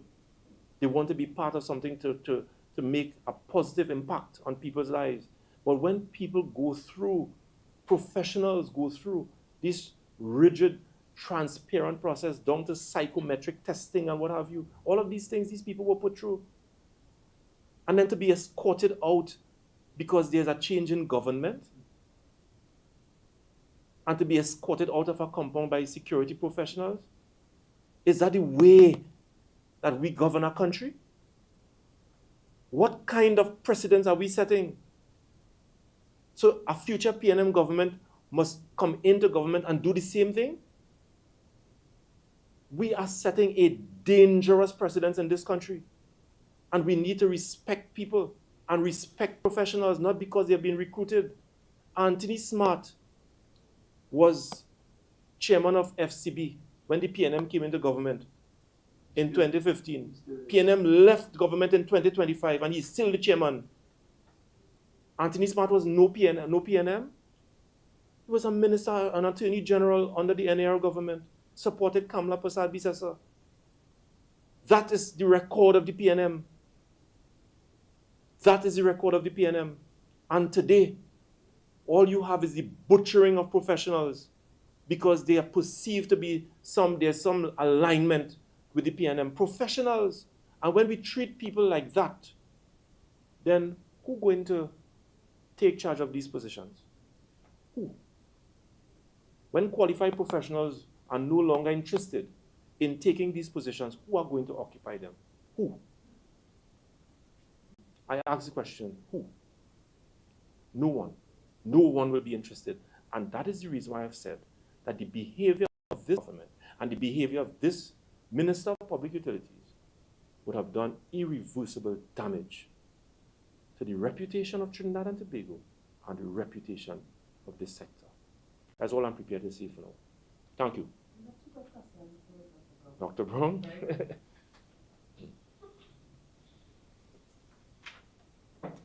Hello. Having a conversation with someone right now concerning the increase of U.S. visas prison. We're going to get your view on that because prisons are saying these exorbitant amounts, we see $3,000, and we wanted to find the opposition's take on this because of the relationship that we have with the U.S. But with this beautiful bill now, we have all of these implications. It's not enforced yet in the country, but if you can just walk us through the opposition's view on it and how does that work? Right. Well, generally, we don't form any sharp positions on the sovereign decisions and processes of another member state of the United Nations, a sovereign state such as the United States of America. We respect their right to adjust their procedures in accordance with the policies of their administration. At the same time, we must be concerned about the potential impact on nationals of Trinidad and Tobago, persons who wish to travel, and bear in mind that these costs, these increased costs, would affect various categories of individuals, those who may be proceeding on vacation, those who require medical intervention, travel on behalf of educational pursuit. There's a wide range, and therefore any increase, even if it is might be cast as a temporary measure or reimbursable, the fact that you have to take more money out of your pocket, a pocket that's, let's face it, already besieged, to take more out of it must be a concern to all of us. So it's something, particularly as it's been cast as pegged to cost of living in the future, it is likely that that type of cost will go up. It's just a reminder that Trinidad and Tobago and countries like us really should be seeking to carve out a special place with respect to our relationship with the United States of America, just given the size of the diaspora of our nation there, as well as they have a large diaspora here in Trinidad and Tobago. So that connection, that movement is already challenged by several factors. We don't want to add additional challenges with respect to finances to the ability of our people to connect and to move with relative ease. So it's in that context I would respond to your question. That's number one. In your view, based on the attacks from the government on the independent senators, do you believe that it's affected any one of them in terms of the actual voting? Because I remember observing what was the last one, the Prime Minister's salary amendment bill. I remember Senator McNeish said that persons called me yesterday saying, how could you support a bill like this? I'm not too sure whether or not those persons were government ministers, members, or UNC advocates. But in the end, he supported it. So do you think that it's already having an effect and they have been influenced by whether voting for or against it so far? I respond to that in this way. It is normal in a democracy, a parliamentary system, to have lobbying in advance of a matter. We've seen that in many cases in our country and elsewhere. You would advocate for a particular position. In what we're seeing now is a crossing of a clear line with respect to intimidation, with respect to bullying, with respect to actual attacks being encouraged on the independent senators, and let's face it, also on the head of state of Trinidad and Tobago. And that's a line that we should not cross. As I said earlier, it represents really an attack on our democracy and our constitution. So for a government to have embarked on that course, for a government to now be in defiance of the admonitions of a president of the Senate that they appointed with support from the chamber is really a very negative signal to the people of this country. Unfortunately, the way some people operate, when you have ministers and the PRO and other key officials behaving like that, they take a signal and they begin to perpetuate the same type of conduct as well, online and offline. And that's the kind of cycle that can have unfortunate consequences and can result, I'm not saying it has happened, but can result in unfair pressure on the mind of an independent or any senator who might wish to cast a vote or form a position on a matter in the parliament, when you would want the best possible mind resulting in the best possible position to now have individuals responding to unfair pressure. That's not how the system was designed to work. The standing orders actually prevent individuals from constraining a parliamentarian from the fair conduct of their duty. So I'm not sure why the governments, this early in their term, maybe they feel they're still on honeymoon, why they would adopt this clear, defiant strategy at this point. You would have noted that right after the president of the Senate would have put his guidance on the record, the UNC PRO and now others, including ministers, have been doubling down on this matter. It could be that it could be because Parliament has now proceeded on recess, and some of the facilities that would have been available to directly challenge and bring them to account before the Privileges Committee, etc., are simply not physically available because the Parliament is on recess, and we may reconvene in well over a month's time when the matter would not be as immediate. That could be part of their strategy, but I am convinced, we are convinced that there are enough right-thinking citizens in this country to see what is being done for what it is and to call out the government for their conduct and to hold this against them as a sign of their mentality and what they are seeking to achieve in this country. It certainly doesn't resemble their sanctimonious positions when in opposition, where at the mere drop of a hat they would be screaming dictatorship. Well, listen, what we are seeing, is exactly how dictatorships operate. Any other question? Continuing to follow Emery's question on this, whether visa security fee or visa integrity fee. CARICOM in Jamaica, do we know if that's an issue that CARICOM would have taken up for like a joint position on this at all? Well, what I can say is that's a question you should be able to direct at the Prime Minister of Trinidad and Tobago, having returned from a heads meeting, except, of course, the Prime Minister did not attend. CARICOM normally finds positions of solidarity on matters that affect us all. And clearly that's a matter that affects us all. You would recall, even on matters related to border disputes, related to Venezuela itself, matters related to the embargo. I gave the example earlier, related to the Cuban Medical Brigade. These are matters both at the level of COFCOR and at the heads of government level that CARICOM member states tend to come together on and form positions of solidarity on. So we are waiting for the word from those who did attend with respect to the degree of examination of that particular. But to be fair, it really is a very early scenario, and further details would be forthcoming on that. Okay, thank you very much.